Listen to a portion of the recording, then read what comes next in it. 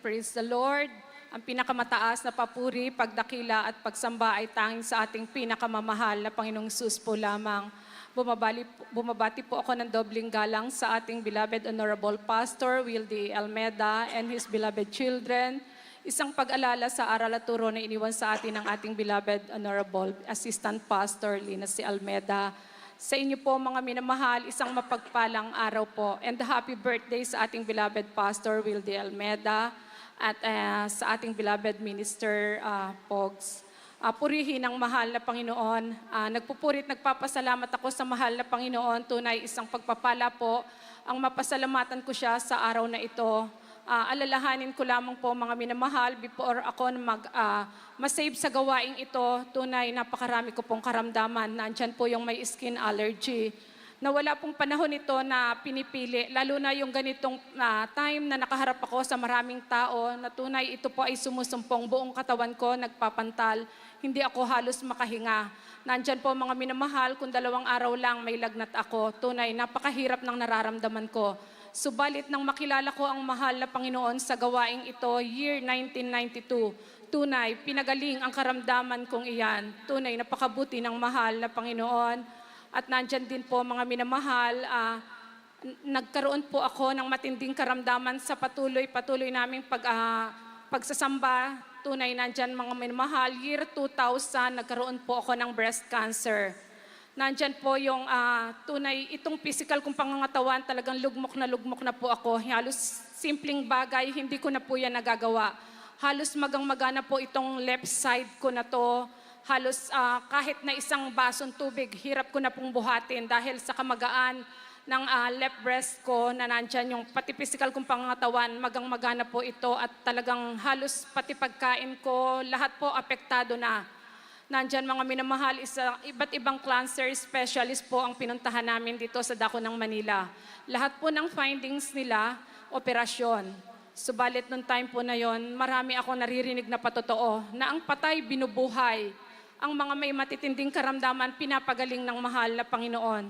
Nandyan po mga minamahal, noong time na yon, hindi po kami ganun kainit sa paglilingkod dahil nga po dala nung nagtatrabaho kami ng beloved husband ko, hindi po priority sa amin ang pagsamba. Subalit nang dumating po yung punto na yon, na tunay ang mahal na Panginoon, alam ko ang kikilos sa aming buhay. Sa kabila po nung talagang mahirap yung physical kong pangangatawan, nandyan po ang gawain natin sa Dako ng Cuneta Astrodome. Baha halos lahat ng lugar. Dahil July po iyon, nandyan yung halos lahat ng daanan, malalim ang tubig.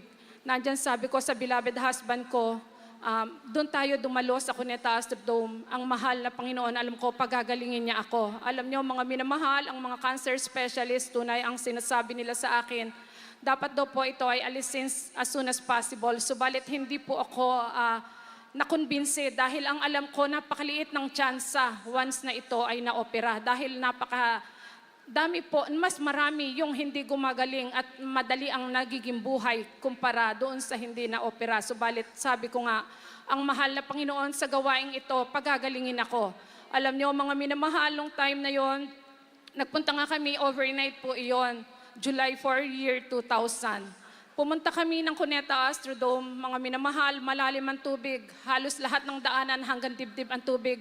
Nandyan po nilalagnat ako, talagang hirap na hirap ang physical kong pangangatawan, akay ako ng beloved husband ko. Nakataas yung damit na pambibihis ko ulit dahil basa nga po ako. Dumating po kami doon sa punto na nandyan po mga minamahal, dumating kami na nagpupuri. Sa pangalawang pagpupuring awitin, sabi ko sa mahal na Panginoon, paano ba ako magpupuri? Paano ko ba itataas ang kamay ko? Gayong hirap na hirap ako. Magang-maga itong kamay na ito, hindi ko po iyan natataas. Subalit sa kabila po, nung hindi ko iniisip yung karamdaman ko, ang gusto ko, mapaluguran ko ang mahal na Panginoon. Itinaas ko po ang kamay ko, nanalangin ako ng ganyan lamang, hindi ko po iyan maitaas. Bandang huli po sa pangalawang awitin ng Joyful. Alam niyo mga minamahal, hindi ko po namalayan. Nakataas na po pala ang kamay ko. Praise the Lord. Glory to Nandyan God. po mga minamahal, unti-unti naramdaman ko ang kaginhawahan ng physical kong pangangatawan. Magmula po noon mga minamahal, nakamtan ko na ang gradual healing. Wala pong operasyon, walang gamot. Tunay, pinagaling ako ng mahal na Amen. Praise the Panginoon. Lord. Glory to God. Hindi po dyan nagwakas ang matinding pagsubok ko. Dumating po ang year 2005. Na-diagnose ako na may bukol sa matres. 2 po ito na sinlaki ng 3 buwang kabuntisan. Lumaki ang tiyan ko, masakit ang balakang ko. Halos hindi po ako makatayo ng matagal. Ang findings po ng OB-GYN, operasyon muli, alisin ang matres ko dahil malaki na daw po yung bukol. Ang sabi ko sa aking mga loved ones, hindi ko ito papa-opera. Nakipag-deal po sila. Sila yung nakipag-ayos doon sa doktor. Kung magkano ba ang magagastos, aalisin. Kasi ang sabi po ng doktor, once na ako ay nag-bleeding, mas delikado, mas mag-i-emergency ako.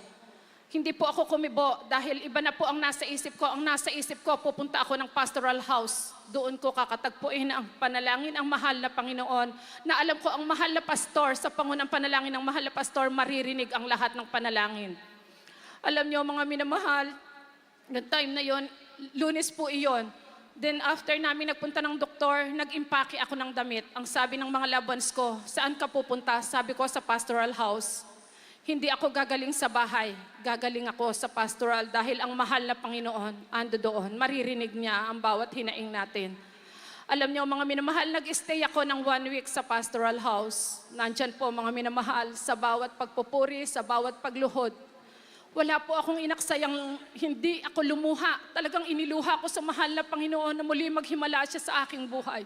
Halos abutin ko ang langit dahil ang iniisip ko ayokong matisod ang mga loved ones ko dahil hindi pa po sila lahat saved. Ang gusto ko patunayan ko kung paano ko pinagaling sa breast cancer ko, pagalingin muli ako ng mahal na Panginoon sa bukol na nasa sa akin. Alam niyo mga minamahal, sa loob ng 1 linggo, dahil ang sabi po ng OB-GYN, after 1 week, bumalik ka kasi walang gamot sa bukol. Operasyon lang ang kinakailangan dyan para maalis. Nung pong time na yon talaga nagsumikap ako, yung 1 linggo na yon, iginugol ko sa pananalangin. Ang Diyos natin ay buhay. Tunay, naririnig ang bawat panalangin. Amen. Praise the Lord. Glory Alam to niyo God. mga minamahal, after 1 week, nandyan po, Lunes muli, bumalik ako dun sa OB. At dala ko po yung dating ultrasound, halos 1 week lang. Nung time na yon at ako'y inu-ultrasound na, tunay, nanalangin muli ako, mahal na Panginoon, minsan pa maghimala ka. Anong himala ng mahal na Panginoon? Ang bukol na 2 gustong operahin, totally nawala ang bukol na yan. Praise the Tunay, Lord. Glory to napakabuti God. ng Hallelujah. mahal na Panginoon. Ganyan ang Diyos sa gawaing ito, Amen. naghihimala. Tunay, ang buhay, ang pangapatay, binubuhay. Ang lahat ng karamdaman, tunay, pinapagaling ng mahal na Panginoon.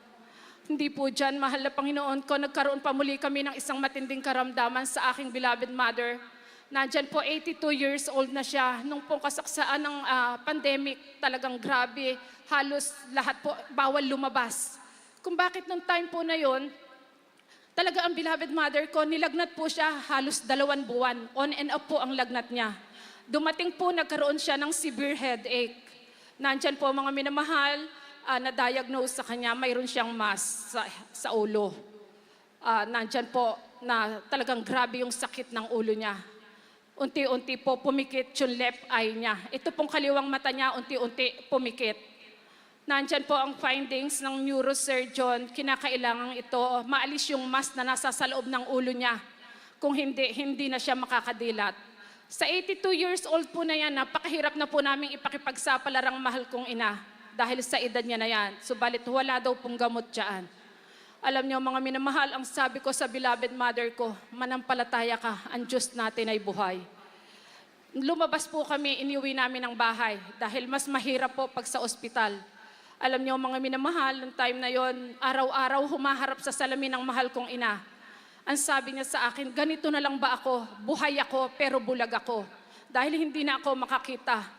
Alam niyo mga minamahal, ng time na yon, bawal po lumabas nang walang quarantine pass. Talagang kahit sa loob mo ng bahay, paglabas mo ng kalsada, dapat may quarantine pass ka. Subalit na nampalataya ako na ang Diyos natin ay buhay. Alam niyo mga minamahal, sa halip na magmukmuk kami sa bahay, tunay araw-araw po naririnig ko na ang sabi nga, manampalataya ka, walang makakahadlang pagpupunta ka sa gawain. Alam niyo mga minamahal, bawat boundaries may checkpoint. Subalit hindi ko po iyan inisip. Ang inisip ko, ang mahal na Panginoon buhay, hindi niya kami papabayaan o hahadlangan para hindi makadalo sa banal na gawain. Alam niyo, bawat checkpoint po mga minamahal, hinaharang. Talagang grabing higpit po noon, wala kang makikitang tao sa daan.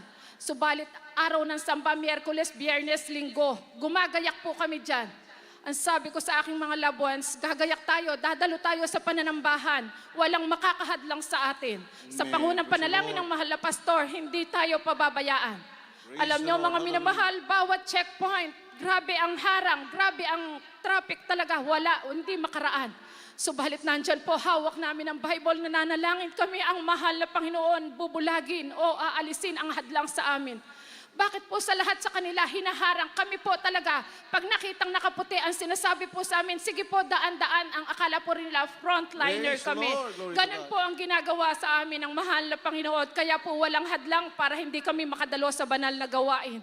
Nandyan mga minamahal, pagdating ng banal na gawain tunay, nandyan po talaga iniluluhod namin. Nasabi ko minsan pa, mahal na Panginoon, maghimala ka sa mahal kong ina. Idilat mo ang mata niya, minsan pa ipakita mo sa mga loved ones namin na hindi safe. Na kung ano ang sinabi ng doktor, huwag mong pabayaan na kami ay mapahiya. Alam ko, ikaw Diyos na nagpapagaling. Alam niyo mga minamahal, halos ilang araw lamang nagdaan ng 1 linggo, pangalawang linggo. Nakita po namin ang mahal kong ina. Unti-unti idinidilat ang mata niya sa mga oras po na ito. Totally nakadilat na ang kanyang mata. Gaano kabuti ang mahal na Panginoon. Totoong Diyos siyang buhay sa gawaing ito. Mga minamahal, isa pa rin pong patotoo sa aking mahal na anak na panganay. Nandyan po mga minamahal, bali nagtatrabaho po siya, umuwi siya ng bahay. Nandyan po mga minamahal, halos yung tenga niya, pasensya na po o pasintabi sa mga kumakain. Talagang grabe po, tumutulo po yung dugo niya, sobrang kirot. Nandyan, dinala po siya dito sa dako ng Manila, pina-check up sa EENT. Nandyan po mga minamahal, nakita na may 75% na damage dun sa eardrum niya. At ang sabi po ng doktor, kinakailangan ito ay operahin or lagyan ng patches dahil sa 75% na butas po ng kanyang eardrums, wala daw pong nag-healed. Sa tagal daw po nilang naggagamot, yung 25% may tsansa. Pero hindi pa 100%. Gaano pa yung 75% na butas sa kanyang eardrum? Alam niyo mga minamahal, binigyan ng eardrops yung mahal kong anak. Tuwing papatakan niya ito, lalong kumikirot. Ang sabi ko sa kanya, stop mo yan, manalangin ka. Magpuri tayo sa pangunang panalangin ng mahal na pastor, ilelehans natin yan. Walang imposible sa mahal na Panginoon. Alam ko kung paano pinagaling ang cancer ko, ang bukol, gayon din pagagalingin ang iyong tenga na yan. Alam niyo mga minamahal, talaga nag-umiyak kami sa mahal na Panginoon. Sinasabayan po namin talaga ng pag-aayuno sa pangunang panalangin ng mahal na pastor sa loob ng 1 buwan. At ibinalik ulit yung tenga ng mahal kong anak sa doktor na yan. Nandyan mga minamahal, anong gulat ng doktor? Ano daw po yung ginamit niyang gamot dahil bakit nag-heal yung 75% na butas? Gaano kabuti ang mahal na Panginoon? Totally healed po ang binigay ng mahal na Panginoon sa mahal kong anak. Nandyan din po yung beloved son ko na pangalawa. Nung ipanganak ko po ito, may luslus po siya. Nandyan, ang gusto din ng doktor, operahan kasi po, araw-gabi talaga, grabing iyak niya. Umiiyak siya. Nandyan po, yung 2 months ko na galing akong nanganak, talagang nakakapak po yan, talagang halos yung baby ko talaga, iyak siya ng iyak. Talagang grabe, bumagsak na yung physical kong pangangatawan dahil po hindi kami natutulog araw at gabi. Nandyan, mga minamahal, nung nakita na nga ng doktor na kinakailangan daw po ito ay operahan dahil hindi daw po ito develop. Subalit ang sabi ko, ang mahal na Panginoon, buhay siya. Hindi tayo pababayaan. Gayon din po mga minamahal, nanghingi po ako ng panalangin. Talagang nandyan sa pangunang panalangin ng mahal na pastor, yung pong luslus na yon, sa pangunang panalangin ng mahal na pastor, totally healed po, wala pong opera, walang gamot. Tunay, pinagaling po siya ng mahal na Panginoon. Tunay, ang mahal na Panginoon, napakarami po niyang himala sa amin. Nandyan po mga minamahal, nag-slide po ako sa 5 steps na stairs. Nandyan mga minamahal, grabing dulas ko. Halos talagang hindi ko po alam kung paano na yung nangyari sa akin. Nandyan po na talagang halos itong ulo ko kung humampas po doon sa kahuli-hulihan, talagang wala na po ako sa harapan ninyo. Subalit nandyan po ang pag-iingat ng mahal na Panginoon. Nandyan po sa kabila po ng pagdulas ko na yan, hindi po ako nakatayo. Grabing sakit, humihiyaw po ako sa sakit dahil po humampas yung balakang ko, yung likod ko, doon sa stairs na yon. Alam niyo mga minamahal, nagpahinga lang ako ng konti kasi hindi po ako pwedeng galawin. Nandyan po mga minamahal, binuhat ako unti-unti paupo ng silya. Ang sabi ko sa kanila, dalhin niyo ako ng pastoral house. Gusto ko mailehans ako doon at ako ay gagaling. Subalit nandyan nga po, dinala ako sa pastoral house sa kabila po nung nakita ng mga loved ones ko kung paano yung pangyayari dahil ni-review po nila yung CCTV. Nandyan nakita nila kung paano yung pagkabagsak ko, nanlumo po sila. Ang sabi nila sa akin, hindi po pwedeng hindi dali ng doktor yan. Ipa-x-ray kasi may edad ka na, dapat malaman natin kung may bali ka ba. Ang sabi ko sa kanila, pagagalingin ako ng mahal na Panginoon, huwag kayong mag-alala sa akin. Ito ay talagang natural lang na masaktan ako, subalit hindi po sila pumayag. After ko po mailay hands, diniretso po ako ng doktor. Na-x-ray po ako. Alam niyo mga minamahal, ang sabi sa akin ng ortho, na-compress yung buto ko sa likod. Kaya mahihirapan akong makatayo. After 3 days daw po, kakailanganin ako magkaroon ng brace. At hindi ako makakalakad. Alam niyo mga minamahal, ang dalangin ko sa mahal na Panginoon muli, maghimala siya sa buhay ko. Nandyan mga minamahal, nung magdamag na yon, halos hirap nga po akong tumayo, hindi ako makaupo, halos binubuhat lang ako. Ang sabi sa akin ng doktor, 1 linggo dapat naka-bedrest ka dahil hindi po pwedeng mapuwersa ang buto mo, na-compress yung buto mo sa likod. Alam niyo mga minamahal, kinabukasan, ang sabi ko sa aking mga loved ones, bigyan niyo ako ng tungkod. Hindi ako po pwedeng ganito lang. Hindi ako po pwedeng manatili sa bahay. Ang gusto ko, pupunta ako ng sambahan. Alam niyo mga minamahal, nagtungkod po ako unti-unti sa kabila ng masakit dahil natural po sa una masakit. Sabi ko, pag hindi ko nilabanan yung sakit na yan, lalo akong ilulugmok. Tutulungan ako ng mahal na Panginoon. Nandyan mga minamahal, nakahakbang-hakbang ako. Unti-unti nakahakbang ako. Nung Wednesday po nasasamba dahil ang gusto ng doktor, 1 linggo ako hindi babangon. Subalit ang sabi sa akin ng aking loved ones, hindi ka pwedeng pumunta. Dahil 1 linggo dapat naka-bedrest ka, hindi ka pwedeng bumangon. Ang sabi ko, hindi ako gagaling dito. Ang mahal na Panginoon, ipakikita muli kung paano siya maghihimala sa buhay ko. Alam niyo mga minamahal, the following Wednesday, 3 days pa lang po ang nakakaraan. Anong himala ng mahal na Panginoon? Tunay, pinagaling ako at nakatayo na po ako ng lubusan. Praise the Lord. Gaano po kabuti ang mahal na Panginoon, Amen. tunay ang mahal na Panginoon sa gawaing ito. Buhay siya, tunay nagpapagaling. Gaano ang mahal na Panginoon, paano natin siya tatalikuran. Kaya masarap maglingkod sa mahal na Panginoon. Napakaraming himala, tunay ang mahal na Panginoon kung paano nagpagaling nung araw hanggang sa mga oras na ito, nagpapagaling siya. Kaya nagpapasalamat ako sa mahal na Panginoon sa lahat ng mga pagpapala niya sa amin sa araw-araw, sa financial, material, physical, higit ang spiritual na pagpapala. Kaya hanggang dito na lamang po ang lahat ng papurit, pasasalamat tanging sa ating pinakamamahal na Panginoong Sus po lamang. Praise the Lord.